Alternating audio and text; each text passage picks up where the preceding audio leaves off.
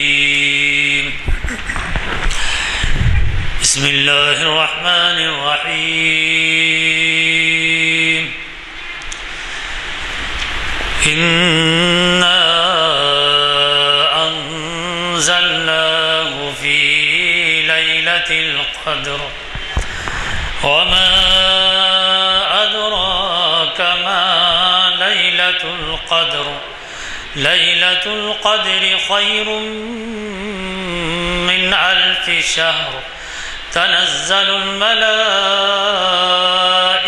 والروح فيها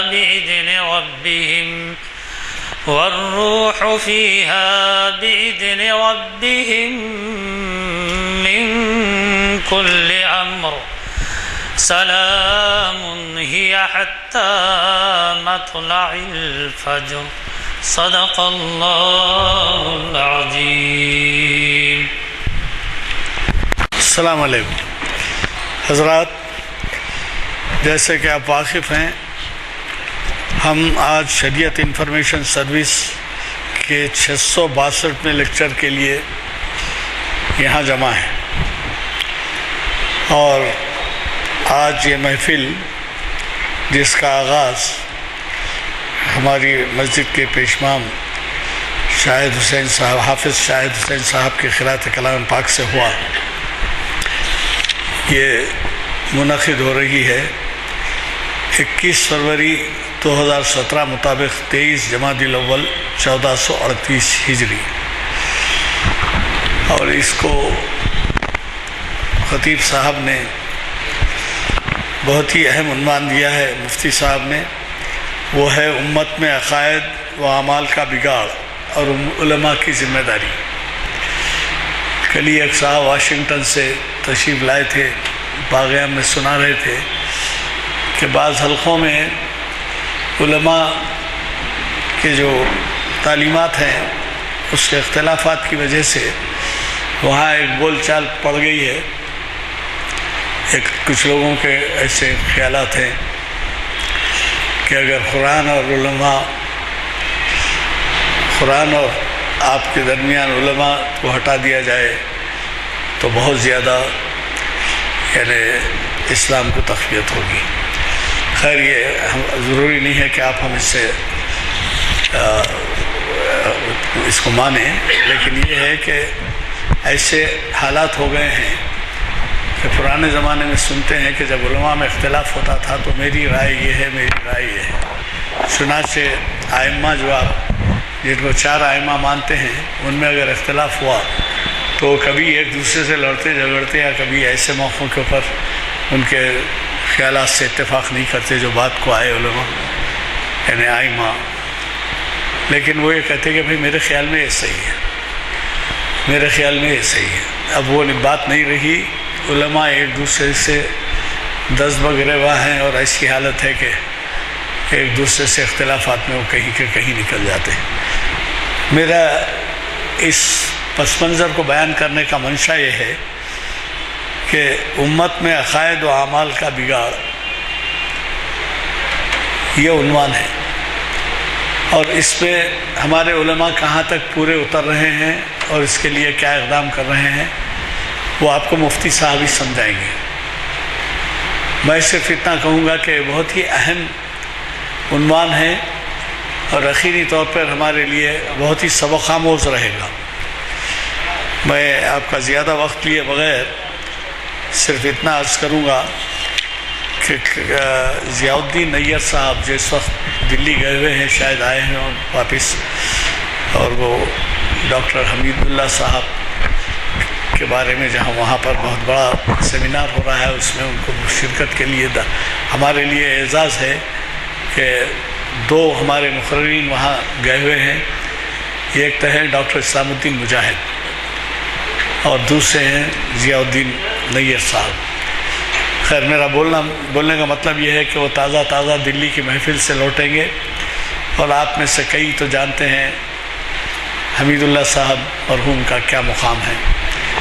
اس لیے پرسوں کی محفل بڑی معنی خیز رہے گی اور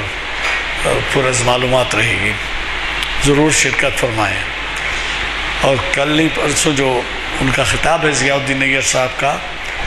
وہ بھی اتنا ہی اہم ہے، کلام اقبال میں انوار ابراہیم خلیل اللہ۔ لہذا میری گزارش ہے کہ آپ ضرور یاد رکھیں کہ اسی مقام پر بعد نماز عصر آپ کو جمع ہونا ہے، ساتھیوں کو لیتے آئیے اور کوشش کیجیے کہ زیادہ سے زیادہ لوگ شرکت کر سکیں۔ میں ان چند الفاظ کے ساتھ ہمارے آج کے خطیب صاحب کو دعوت خطاب دیتا ہوں اور ہمیں وہ فیض رحمۃ اللہ وبرکاتہ۔ بسم اللہ الرحمن الرحیم، الحمد للہ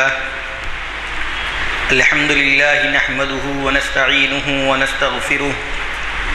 ونعوذ باللہ من شرور انفسنا ومن سیئات اعمالنا، من يهده الله فلا مضل له ومن يضلله فلا هادي له، ونشهد أن لا إله إلا الله وحده لا شريك له، ونشهد أن سيدنا ومولانا محمدا عبده ورسوله، أما بعد فأعوذ بالله من الشيطان الرجيم، بسم الله الرحمن الرحيم، إن الله لا يغفر أن يشرك به ويغفر ما دون ذلك لمن يشاء، وقال تعالى في موضع آخر، وإذ قال لقمان لابنه وهو يعظه يا بني لا تشرك بالله إن الشرك لظلم عظيم، صدق الله العظيم۔ وقال النبي صلى الله عليه وسلم يحمل هذا العلم من كل خلف عدوله ينفون عنه تحريف الغالين وانتحال المبطلين وتاويل الجاهلين،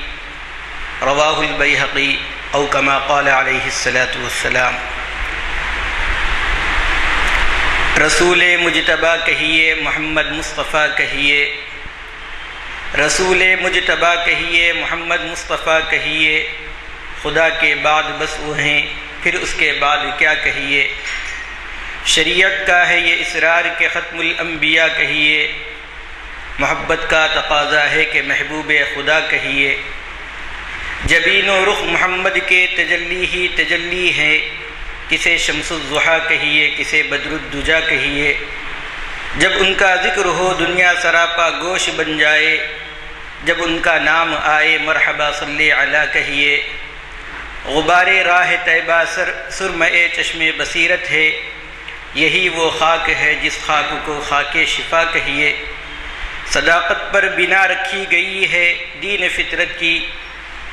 یہ وہ تعبیر ہے جس کو انسانیت کا ارتقاء کہیے،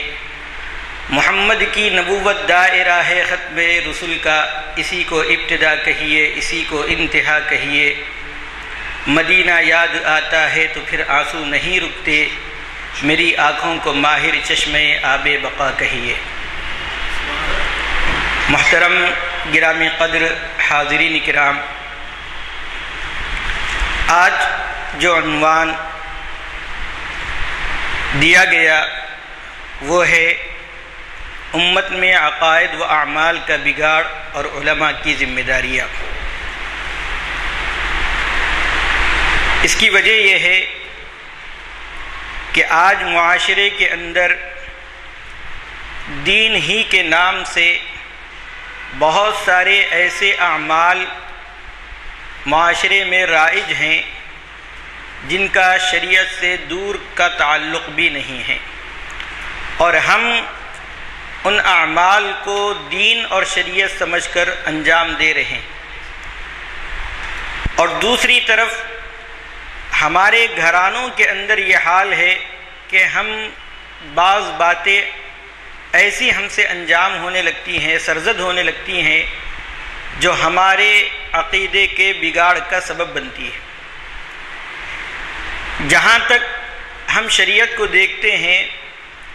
تو شریعت نے ہر اس راستے کو بند کیا ہے جہاں سے ہلکا سا بھی شرک کا دروازہ کھل سکتا تھا، چنانچہ آپ دیکھیں گے کہ اللہ کے رسول صلی اللہ علیہ وسلم جب مرض الوفات میں ہیں، اللہ کے رسول صلی اللہ علیہ وسلم کی خدمت میں ازواج مطہرات ہیں، ادھر ادھر کا تذکرہ کر رہی ہیں۔ ان میں سے 2 ازواج مطہرات جو حبشہ کی سرزمین سے آئی ہوئی تھی، انہوں نے وہاں کے گرجا گھروں کا تذکرہ کیا، اس کی خوبصورتی کا تذکرہ کیا،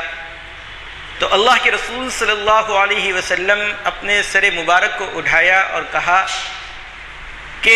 پہلے زمانے میں جب وہاں کے دیندار لوگ مصلحین امت جو ہوتے تھے، جب ان کا انتقال ہو جاتا تھا تو یہ لوگ ان کے مجسمے بناتے تھے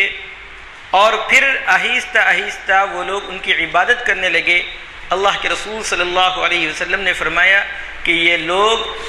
اللہ کی مخلوق میں سب سے بدترین لوگ ہیں۔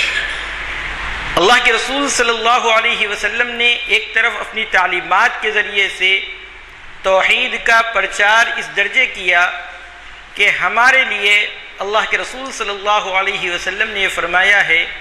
کہ اگر جوتے کا تسمہ بھی ٹوٹ جائے تو ہماری نظر فوراً اللہ کے اوپر ہونی چاہیے اور اللہ سے مانگنا چاہیے۔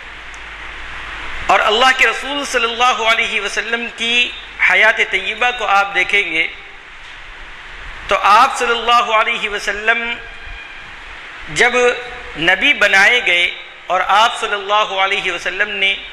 جب مکہ کی گلیوں میں یہ اعلان فرمایا قولوا لا الہ الا اللہ تفلحون، تم لا الہ الا اللہ کہو کامیاب ہو جاؤ گے، اور پھر اللہ کے رسول صلی اللہ علیہ وسلم نے لوگوں کے سامنے عقیدہ توحید کو بیان کیا تو ان کو یہ بات سمجھ میں نہیں آئی کہ اتنی سارے اختیارات صرف اللہ رب العزت کے لیے کیسے ہو سکتے ہیں۔ اور وہ لوگ جو ہیں اللہ کے رسول صلی اللہ علیہ وسلم کا مذاق بھی اڑایا کرتے تھے اور کہتے تھے کہ یہ دیکھو جو صاحب ہیں انہوں نے تمام معبودوں کو ایک معبود بنا لیا ہے، لیکن اللہ کے رسول صلی اللہ علیہ وسلم نے ان کی پرواہ نہیں کی، بلکہ عقیدہ توحید کو لوگوں کے سامنے کھول کھول کر وضاحت کے ساتھ بیان فرمایا۔ اسی کا نتیجہ ہے کہ یہ دین جو دین اسلام کہلاتا ہے، اس کے اندر عقیدہ توحید کی تعلیم ہمیں اچھی طریقے سے ملتی ہے، لیکن ہوتا یہ ہے کہ جہاں پر توحید کا جو راستہ ہے اس راستے پر ہمیشہ ایسے افراد اور ایسے لوگ بیٹھے ہوئے نظر آتے ہیں جو دراصل عقیدہ توحید کو بگاڑنے کا ذریعہ بنتے ہیں۔ آپ دیکھیں گے کہ اللہ رب العزت نے قرآن مجید میں فرمایا ہے ان اللہ لا یغفر ان یشرک بہ، کہ اللہ رب العزت اس کی بخشش نہیں کرے گا جو اس کے ساتھ شرک کرتا ہے، وَيَغْفِرُ مَا دُونَ ذَلِكَ لِمَن يَشَاءُ، اور اس کے علاوہ جتنے گناہ ہیں اللہ رب العزت چاہے تو انہیں معاف فرماتے ہیں۔ اور حضرت لقمان علیہ السلام نے اپنے بیٹے کو نصیحت کرتے ہوئے فرمایا تھا کہ یا بنی لا تشرک باللہ،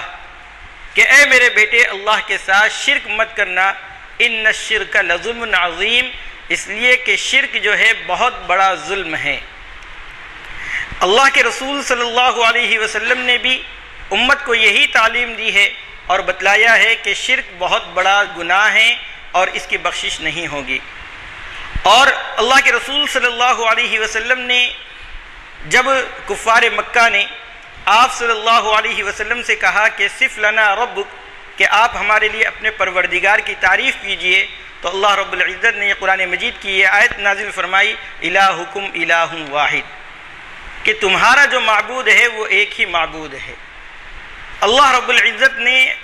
اتنا مختصر سا تعارف قرآن مجید میں فرمایا ہے کہ الہکم الہ واحد لا الہ الا هو الرحمن الرحیم، کہ اللہ کے علاوہ کوئی عبادت کے لائق نہیں ہے، یہ عقیدہ توحید ہے۔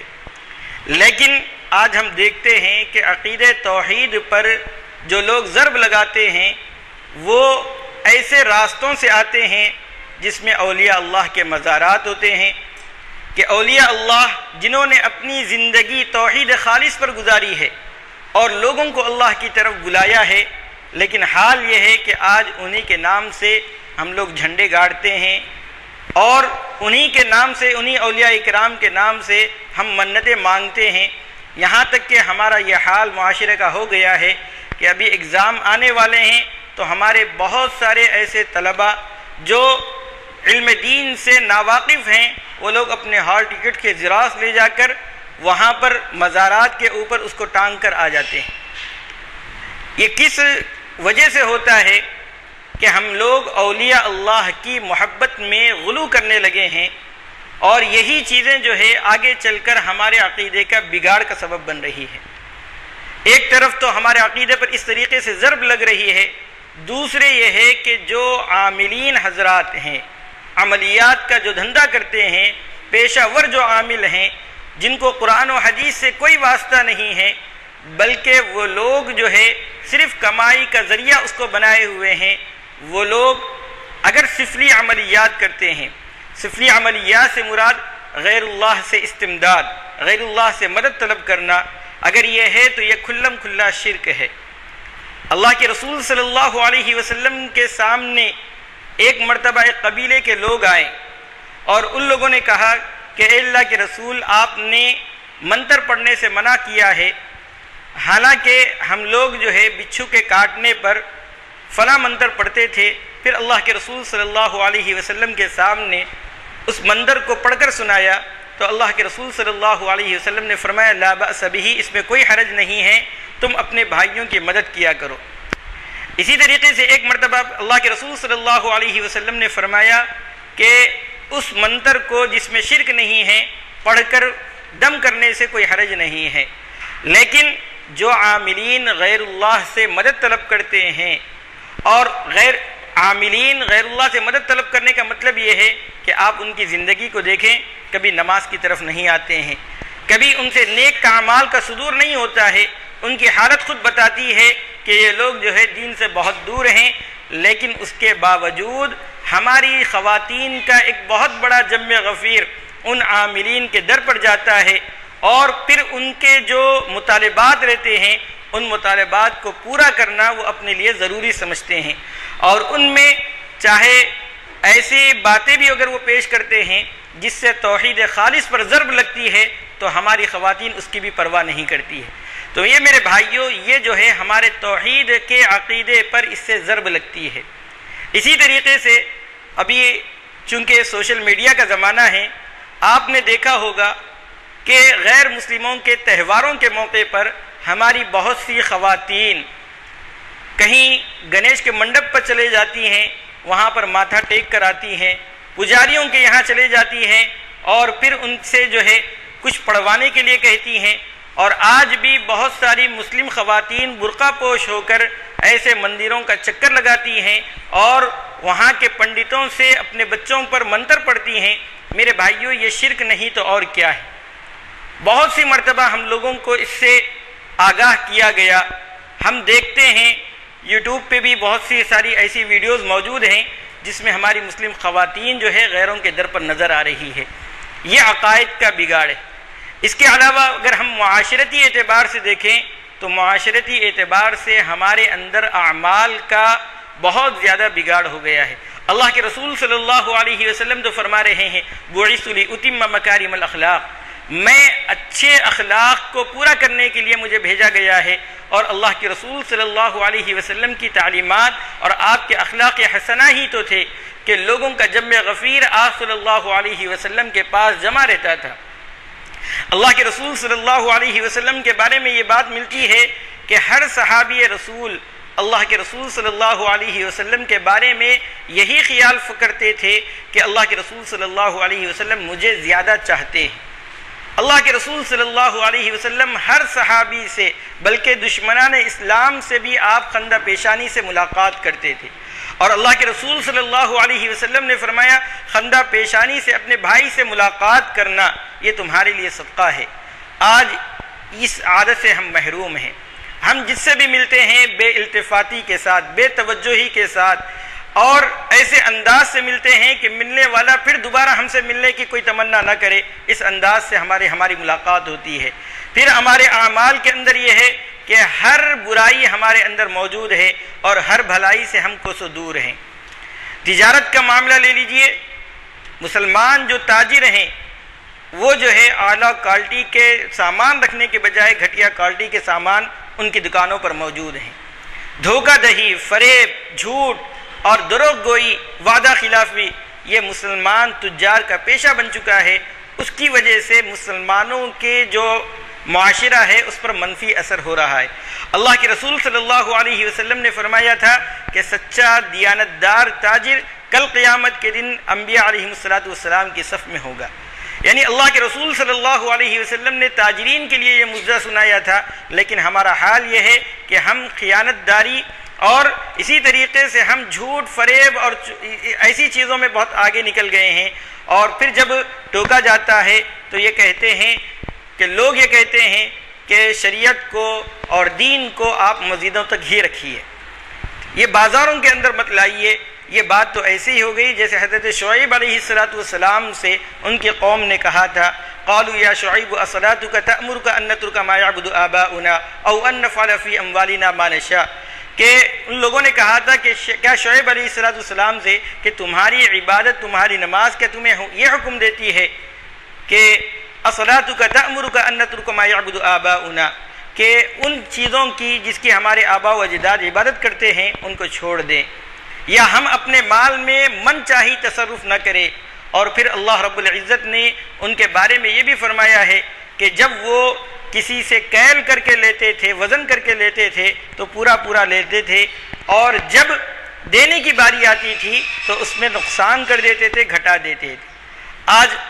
بہت سارے معاملات کے اندر ہمارا بھی یہی حال ہے۔ تاجرین ہیں تو ایسی صورت میں اگر کوئی بھولا بھالا ان کے ہاں کوئی چیز بیچنے آیا تو اس کی قیمت جو ہے اس کو گھٹا کر بیچتے ہیں۔ حالانکہ ایک مرتبہ ایک صحابی رسول کا واقعہ ہے کہ انہوں نے ایک گھوڑا خریدنے گئے تو گھوڑے کی جو قیمت مالک بتلا رہا تھا اس سے کئی گنا بڑھ کر قیمت دے کر اس کو خرید کر لائے ہیں۔ لوگوں نے پوچھا کہ آپ نے ایسا کیوں کہا؟ تو کہا کہ مالک کو اصل گھوڑے کی قیمت کا اندازہ نہیں تھا، اصل گھوڑے کی قیمت کا اندازہ نہیں تھا، اس لیے میں نے جو ہے اس کی جو اصل قیمت تھی وہ قیمت ادا کیا ہوں۔ اگر آج ہمارے ساتھ یہ معاملہ پیش آتا تو اگر مالک کو یہ پتہ نہیں ہے کہ اس کی یہ چیز کتنے کی ہے تو ہم اس سے ساتھ نقصان کا معاملہ کرتے ہیں اور بہت ہی گھٹیا اور کم قیمت لگا کر ہم اس سے دام خریدنے کی کوشش کرتے ہیں۔ تو میرے بھائیوں، یہ عقائد کا اور اعمال کا بگاڑ ہمارے پاس موجود ہے۔ اسی طریقے سے فال کھلوانا، بہت سے لوگ جو ہیں عاملوں کے در پر جاتے ہیں اور جانے کے بعد کوئی ان کے گھر میں چوری ہو جاتی ہے تو ان سے پوچھتے ہیں کہ ہمارے گھر میں چوری کون کیے ہیں۔ اسی طریقے سے کوئی چیز گم ہو جاتی ہے، یا بہت سارے لوگ جب ابتداءً تجارت کرتے ہیں تو ان کی تجارت اور کاروبار اچھا چلتا ہے، آہستہ آہستہ ان کے اعمال بد کی وجہ سے ان لوگوں نے گاہکوں کو یا تو دھوکہ دیا ہوا ہوتا ہے یا ان کے ساتھ کوئی اور معاملہ کرتے ہیں جس سے گاہک جو ہے متنفر ہو کر پھر آئندہ ان کی دکان پر نہیں جاتے ہیں۔ تو اب یہ باتیں اپنے اعمال بد کی طرف نظر کرنے کے بجائے یہ سمجھنے لگتے ہیں کہ کوئی ہم پر جادو کر دیا ہے، پھر اس کے بعد عاملین کا چکر لگانے لگتے ہیں۔ اور عاملین بھی ایسے ہوتے ہیں کہ ان کو ان کی پریشانی کا پورا فائدہ اٹھاتے ہوئے کافی روپیہ بٹور لیتے ہیں اور ان کو اس حال میں کر لیتے ہیں کہ کوئی فائدہ تو ہوتا نظر نہیں آتا ہے بلکہ الٹا نقصان پر نقصان ہوتا چلے جاتا ہے، اور اس کی وجہ سے اپنا اچھا خاصا روپیہ اور سرمایہ ان عاملین کے حوالے کر دیا جاتا ہے۔ تو میرے بھائیوں، ایسی چیزوں سے ہمیں اجتناب کرنا ہے۔ ہمیں سب سے پہلے یہ ہے کہ اگر کوئی نقصان ہے تو جیسے اللہ رب العزت نے قرآن مجید میں فرمایا ظہر الفساد فی البر والبحر بما کسبت ایدی الناس،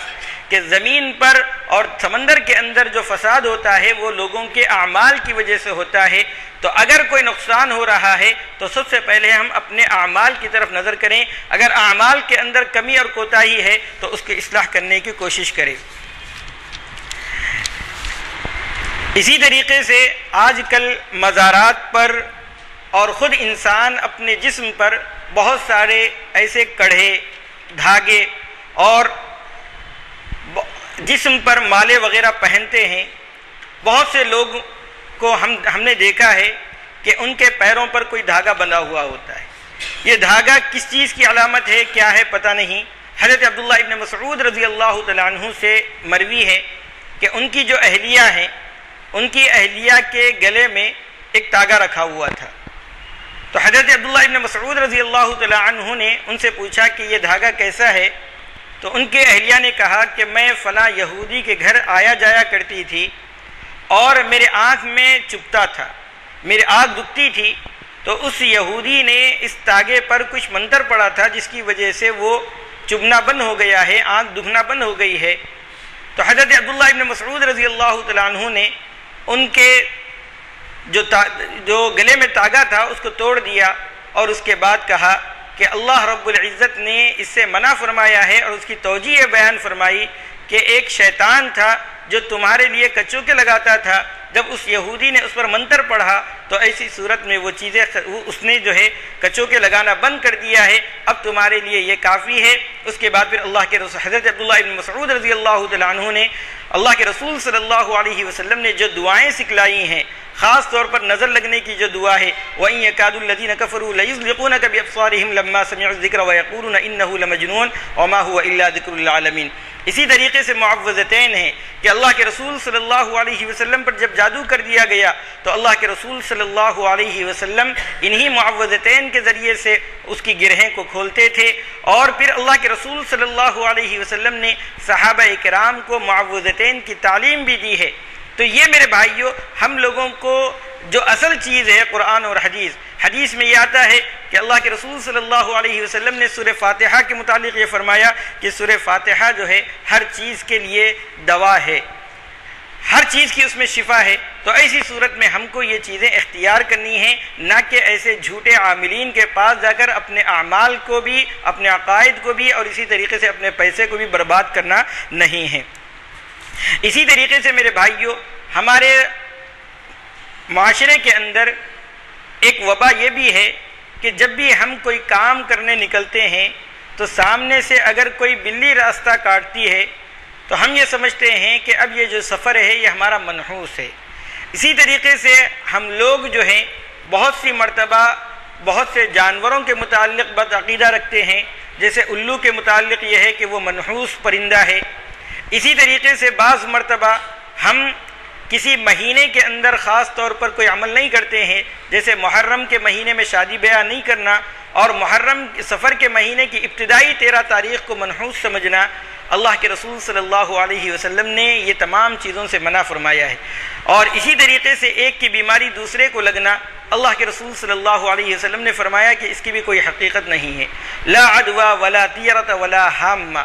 کہ اللہ کے رسول صلی اللہ علیہ وسلم نے ان چیزوں کی نفی فرمائی ہے کہ ان کی کوئی حقیقت نہیں ہے۔ ایک حدیث میں سفر کے متعلق بھی اللہ کے رسول صلی اللہ علیہ وسلم نے فرمایا سفر کو منحوس سمجھنے کی کوئی حیثیت نہیں ہے۔ لیکن آپ دیکھیں گے کہ ہمارے معاشرے کے اندر ان چیزوں کو منحوس سمجھا جاتا ہے یا نہیں سمجھا جاتا ہے، بلکہ باضابطہ محرم اور سفر کے 2 مہینے لگاتار ایسے گزرتے ہیں جس میں خوشی کا کوئی موقع ہم لوگ نہیں کرتے ہیں۔ تو یہ ہمارے اعمال کا بگاڑ ہے۔ پھر اعمال کے اندر اگر ہم دیکھیں گے تو جب ہمارے گھروں میں شادی ہوتی ہے تو بہت ساری ایسی رسومات جس کا اسلام سے کوئی تعلق نہیں ہے۔ کیا کوئی آپ میں سے کوئی یہ کہہ سکتا ہے کہ منجے کیا اسلام کی دیا ہوا کوئی طریقہ ہے؟ سانچک کیا اسلام نے بتلایا ہوا کوئی طریقہ ہے؟ اسی طریقے سے لین دین جس کے متعلق فقہاء کرام نے یہ فرمایا کہ یہ رشوت ہے، اور رشوت کا لینا دینا دونوں کے دونوں حرام ہیں، یہاں تک کہ اس کے گواہ بننا بھی یہ بھی جرم عظیم ہے۔ تو ایسی چیز میں آج ہمارے گھروں میں جو شادی ہو رہی ہے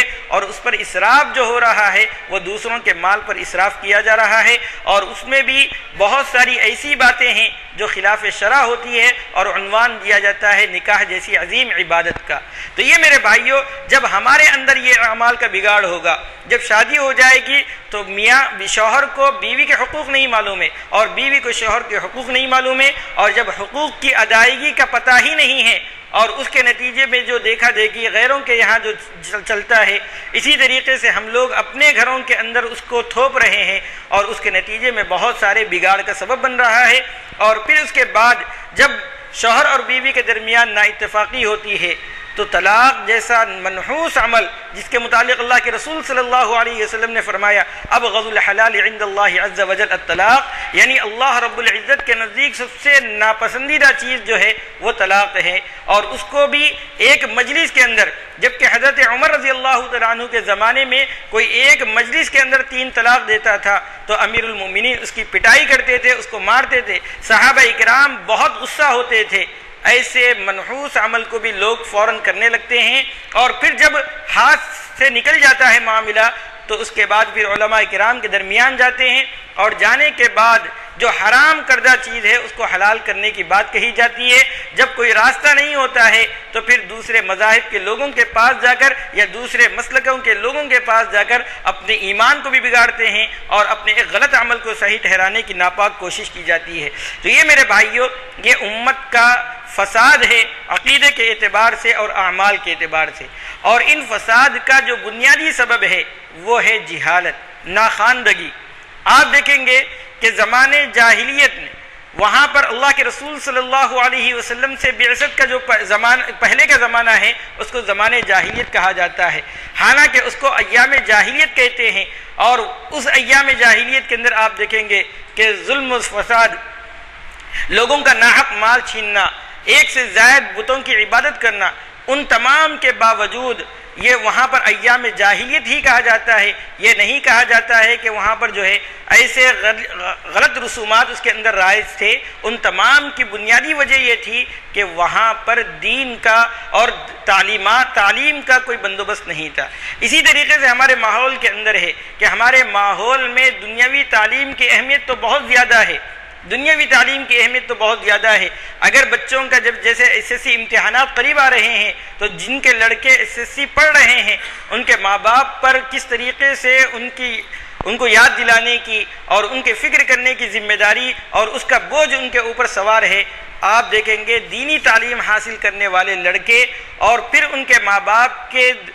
جو ذمہ داری ہے اس کے سلسلے میں جو غفلت ہے وہ آپ دونوں کا موازنہ کر لیجئے، آپ کو پتہ چل جائے گا کہ ایک ہی گھر میں اگر 2 لڑکے ہیں، ایک دینی تعلیم حاصل کر رہا ہے اور ایک انگریزی میڈیم میں تعلیم حاصل کر رہا ہے، دونوں کے سلسلے میں والدین کی فکر کو آپ دیکھ لیجئے کس کی طرف زیادہ ان کا میلان ہے۔ جب آپ کو یہ پتہ چل جائے گا کہ ان کے میلان، ان کا رجحان زیادہ تر اس بچے کی طرف ہے جو انگریزی تعلیم حاصل کر رہا ہے، تو آپ اندازہ کیجئے کہ جب دینی تعلیم کو اگر کوئی شخص حقیر سمجھتا ہے تو اس کے نتیجے میں اس کے گھر کے اندر کا جو ماحول ہوگا اور وہاں پر جو دین کے نام سے جو کامیں ہوں گی اس کے اندر بھی آہستہ آہستہ اس کے اندر بھی تساہل اور غفلت آتی جائے گی۔ تو میرے بھائیوں ہم لوگوں کو جہاں تک ہو سکے اپنے گھر میں دینی ماحول بنوانا ہے۔ دینی ماحول اگر ہم بنائیں گے تو اس کے نتیجے میں جب ہمارے گھر کے اندر دینی تعلیم ہوگی، بتلایا جائے گا کہ یہ تعلیم یہ تعلیم یہ تعلیم اس طریقے سے، تو ہمارے گھر کے اندر بہت زیادہ سدھار آئے گا۔ آپ کو معلوم ہونا چاہیے کہ جب بیوی کو یہ بتلایا جائے گا کہ اس کے کیا کیا حقوق ہیں، جب ان حقوق کے اندر وہ کوتاہی اور غفلت کرے گی اور پھر یہ معلوم ہوگا کہ ان کوتاہی اور غفلت کرنے کے نتیجے میں اللہ اور اس کے رسول ناراض ہوتے ہیں، تو وہ اپنی اصلاح کی فکر کرے گی، نہ کہ وہ جو ہے دوسروں کے اوپر الزامات تھوپنے لگے گی۔ اسی طریقے سے شوہر کو پتہ ہوگا کہ بیوی کے حقوق یہ ہیں تو وہ ان حقوق کی ادائیگی کی فکر کرے گا۔ اسی طریقے سے اولاد کو جب معلوم ہوگا کہ ماں باپ کے میرے اوپر ماں باپ کے یہ حقوق ہیں تو وہ ان حقوق کی ادائیگی کی طرف میلان رکھے گا، اور ماں باپ کو جب پتہ ہوگا کہ اولاد کی پرورش کے سلسلے میں میرے اوپر یہ حقوق عائد کیے گئے ہیں تو وہ ان حقوق کو ادا کرنے کی سوچے گا۔ اسی طریقے سے ہمارے گھر کے اندر جب یہ معلوم ہوگا کہ پڑوسیوں کے یہ حقوق ہیں، اور پھر ہمیں بتلایا جائے گا کہ صحابہ کرام پڑوسیوں کا کس طریقے سے لحاظ کرتے تھے، اور یہ معلوم ہوگا کہ ہمارے صحابہ کرام جب گھر میں کوئی چیز اچھی پکتی تھی تو وہ یہ معلوم کر لیتے تھے کہ اپنے فلاں یہودی پڑوسی کو بھی وہ چیز دیے ہیں یا نہیں دیے ہیں، جب نہیں دیے ہیں تو اس وقت تک کھانا تناول نہیں فرماتے جب تک کہ وہ چیز ان کے گھر میں نہیں پہنچ جاتی۔ جب ہمیں یہ بتلایا جائے گا ہمارے گھروں کے اندر کہ صحابہ کرام کا حال یہ تھا کہ جب ان کے پاس کوئی چیز ہدیہ کی جاتی، باوجود یہ کہ ان کو خود گھر میں ضرورت اور حاجت ہے، وہ دوسرے کے گھر کو بھیج دیتے، اور دوسرے گھر والے بھی اس کو نہیں رکھ لیتے بلکہ ایک تیسرے گھر کو بھیج دیتے۔ اس طریقے سے 7 چکر کاٹتے ہوئے ساتھ گھروں تک پہنچتے ہوئے پھر وہ چیز وہیں آ جاتی ہے جس صحابی کے گھر سے وہ چیز گئی تھی۔ یہ پڑوسیوں کے جب حقوق معلوم ہوں گے تو میرے بھائیوں ہمارے گھر کا جو معاشرہ ہوگا اور ہمارے محلے کا جو ماحول ہوگا وہ ایک دم اطمینان بخش ہوگا، پرسکون ہوگا، لوگ ایک دوسرے کے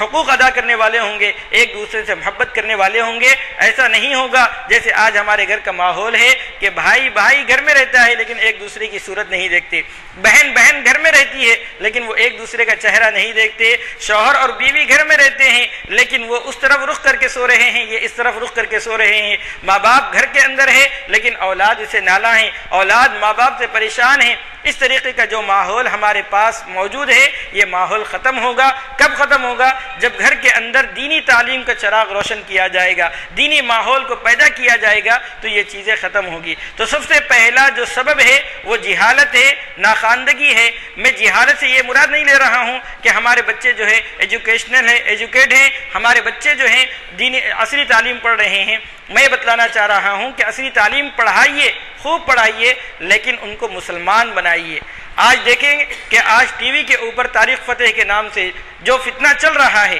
آپ کو معلوم ہونا چاہیے کہ نام مسلمان ہے، اس کی والدہ مسلمان ہے، لیکن وہ اسلام کے خلاف ایسی باتیں کہہ رہا ہے جو ایک ہندو سوچ بھی نہیں سکتا، ایک غیر مسلم سوچ بھی نہیں سکتا، ایسی باتیں وہ کہہ رہا ہے، اور اس کی وجہ سے مسلمانوں کے درمیان انتشار پیدا کیا جا رہا ہے۔ اور پھر وہ بھی معلوم ہونا چاہیے کہ یہ ہمارے ملک کا نہیں بلکہ پڑوسی ملک کا ہے، اور وہاں سے اس کو برآمد کیا گیا ہے۔ جیسے مسلمانوں کے عقائد کو بگاڑنے کے لیے، مسلمانوں کے عقائد کے درمیان میں ایک شک پیدا کرنے کے لیے جس طریقے سے سابق میں تسلیمہ نسرین کو لایا گیا تھا، اسی طریقے سے اس کو بھی برآمد کیا گیا ہے، اور یہ چیزیں ہمارے لیے بہت تشویش کا باعث ہے۔ تو میرے بھائیوں، ہم ذہنی اعتبار سے بھی بچوں کی صحیح تربیت کریں، ان کو بتلائیں کہ اسلامی ماحول کیا ہے، اسلامی تعلیمات کیا ہے۔ جسے حقیر سمجھ کر ہم نے بجھا دیا وہی چراغ جلے گا تو روشنی ہوگی، یعنی اللہ کے رسول صلی اللہ علیہ وسلم کی جو تعلیمات ہیں وہی تعلیمات اگر ہمارے گھروں میں ہوں گی تو ایسی صورت میں روشنی حاصل ہوگی۔ الغرض سب سے بڑی جو سبب ہے وہ جہالت ہے، ناخواندگی ہے، دینی تعلیم سے ناواقفیت ہے۔ دوسری وجہ علماء حق سے بدزنی۔ آج جو ماحول پیدا کیا جا رہا ہے وہ علماء سے دوری کا ماحول پیدا کیا جا رہا ہے، اور آپ کو معلوم ہونا چاہیے کہ روس کے اندر جو حالات مسلمانوں کے ساتھ پیش آئے تھے، 70-80 سال تک وہاں پر مسلمان نام رکھنا بھی ممنوع قرار دیا گیا تھا۔ اس کی اہم وجہ یہ ہے کہ وہاں پر مسلمانوں کو ان کے علماء سے کاٹ دیا گیا تھا، جب علماء سے عوام کا رشتہ ختم کر دیا جائے گا تو پھر عوام کو بہکانا اور عوام کو علماء کے خلاف ورغلانا بہت آسان بن جاتا ہے۔ اس لیے دلوں میں علماء سے محبت رکھنی چاہیے، اور علماء دین جو ہوتے ہیں ان کے متعلق قرآن مجید میں ہے کہ اللہ رب العزت نے ان کے اوپر بہت بڑی ذمہ داری عائد کی ہے۔ اللہ کے رسول صلی اللہ علیہ وسلم نے فرمایا ہے کہ العلماء ورثۃ الانبیاء، علماء جو ہے یہ انبیاء علیہم السلام کے وارث ہے۔ فضل العالم علی العابد کفضلی علی ادناکم، اللہ کے رسول صلی اللہ علیہ وسلم نے فرمایا عالم کی فضیلت عابد پر ایسی ہی ہے جیسے میری فضیلت تم میں سے ادنا پر۔ اللہ کے رسول صلی اللہ علیہ وسلم نے علماء کی قدردانی کی بات کہی ہے اور علماء کو اچھی نگاہ سے دیکھنے کی بات کہی ہے، لیکن یہ بھی ایک حقیقت ہے کہ جہاں علماء کرام نے آپس میں ایک دوسرے کے خلاف میں بولنا شروع کیا، اس سے امت کے اندر بگاڑ بھی آیا ہے۔ آپس میں علماء کا جب تال میل ختم ہو گیا، اور بہت ساری وجوہات ایسی بھی ہیں کہ جس میں سابقہ حکمرانوں کے عقائد کے بگاڑ کے سبب جو بنے ہیں وہ علماء سو بنے ہیں۔ اسی لیے اللہ کے رسول صلی اللہ علیہ وسلم نے فرمایا ہے کہ العلماء امناء الرسول، کہ علماء جو ہے یہ رسولوں کے امین ہیں، علی عباد اللہ، اللہ کے بندوں پر، یعنی اللہ کے بندوں پر رسولوں کا پیغام پہنچانے کے امین ہے۔ اور اس کے بعد فرمایا ان علماء کرام کا جب تک دو معاملہ نہیں ہوگا، ایک یہ ہے کہ عمرا سے یہ لوگ میل جول نہیں رکھیں گے اور دنیا کو اپنے اندر داخل نہیں کریں گے جب تک تو یہ علماء جو ہے انبیاء کے امین رہیں گے۔ لیکن دو چیزیں جب علماء کے اندر آ جائیں گی، ایک یہ ہے کہ وہ سلطان اور عمرا یا جو مالدار لوگ ہیں ان کے در پر حاضری دینا شروع کر دیں، اور دوسرا یہ ہے کہ ان کے اندر دنیا آ جائے تو اللہ کے رسول صلی اللہ علیہ وسلم نے فرمایا تم ان سے بچو، یعنی ایسے علماء اکرام سے بچنے کی خود اللہ کے رسول صلی اللہ علیہ وسلم نے ہمیں تاکید فرمائی ہے۔ اب ہمیں دیکھنا ہے کہ کیا ہمارے علماء اکرام کا جو معاملہ ہے وہ معاملہ ان عمراء کی دہلیز پر جا کر اپنے آپ کو ان کے سپرد کر دینا اور ان کے مرضیات کے مطابق قرآن و حدیث کی تشریح کرنا، اگر ایسا ہے تو یقیناً یہ علماء سو ہیں، ان سے ہمیں بچنا چاہیے۔ اگر معاملہ ایسا نہیں ہے بلکہ ہم دیکھ رہے ہیں کہ وہ عبادات، ریاضت اور اللہ کے لیے اپنے آپ کو وقف کیے ہیں تو یقیناً یہ ہمارے علماء ہیں، ان کی قدر کرنی چاہیے، ان کے پاس جا کر اپنی اصلاح کی کوشش کرنی چاہیے۔ تو میرے بھائیوں، علماء اکرام سے بدظن نہیں ہونا ہے بلکہ علماء اکرام سے حسن ظن رکھنا ہے، اور جو علماء سو ہیں ان سے ہم نے اپنے آپ کو بچانا ہے۔ اور علماء سو کیا ہیں تو میں نے اس کی حدیث کی تحت اس کی بات بتلائی ہے کہ اللہ کے رسول صلی اللہ علیہ وسلم نے فرمایا کہ علماء جب تک عمراء کے پاس، سلطان کے پاس اور اسی طریقے سے دنیا ان کے اندر نہیں آئے گی تب تک وہ علماء حق ہیں۔ اگر یہ دو چیزیں ان کے اندر آ جائیں گی تو وہ علماء سو ہیں، اب ان سے اپنا ناطہ اور رشتہ توڑنا چاہیے۔ دوسری بات یہ ہے کہ امت کے بگاڑ کا ایک سبب آج کل کی جو عصری تعلیم ہے وہ بہت بڑا ذریعہ ہے۔ علامہ اقبال نے بہت پہلے کہا تھا کہ ہم سمجھتے تھے کہ لائے گی تعلیم فراغت، لیکن کیا بات ہے کہ الحاد بھی آئے گا ساتھ۔ اس طریقے کا جو شعر انہوں نے کہا ہے اس کے تحت یہ بات ملتی ہے کہ علامہ اقبال کی جو نظر ہے، جو نگاہ ہے، اس کے متعلق یہاں پر ہر ہفتہ جو ہے علامہ اقبال کو سمجھنے کی کوشش کی جاتی ہے۔ تو آپ دیکھیے اس زمانے کے اندر علامہ اقبال نے عصری تعلیم کو کس درجے میں بتلایا تھا کہ اس کے ساتھ ساتھ الحاد آ رہا ہے، اور آج جو ہے بالکل الحاد آ چکا ہے۔ ہم دیکھ رہے ہیں اپنی نگاہوں سے کہ لوگ جو ہیں